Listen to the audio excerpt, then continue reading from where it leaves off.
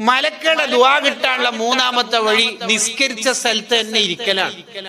ലോകത്ത് ഒരധ്വാനം ഇല്ലാതെ ദോഷം പൊറുക്കുന്ന ഒരമലാണ് നിസ്കരിച്ച സ്ഥലത്ത് ഇരിക്കുക എന്ന് പറയുന്നത്. അതിനേക്കാൾ എളുപ്പമായ ഒരു പണി ലോകത്തില്ല ദോഷം പൊറുക്കാൻ. അവിടെ ഇരുന്നാ മതി. ചൊല്ലലിനൊക്കെ കൂലി എക്സ്ട്രാ വേറെ വരും.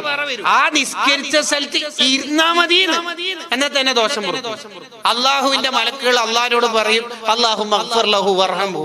ഹദീസല്ലേ, സ്വഹീഹ് ഹദീസല്ലേ. മലക്കുകൾ ഓർക്ക് വേണ്ടി ദുആരക്കും.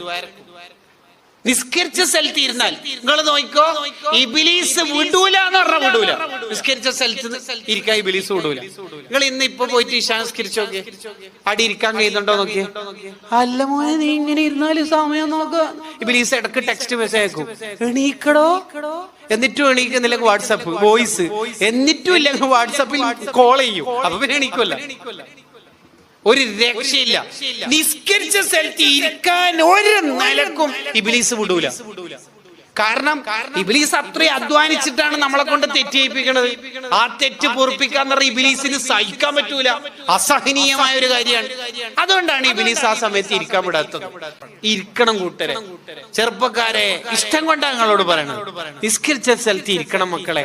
നമ്മളെ ദോഷം അല്ലാഹു പുറത്തു തരും.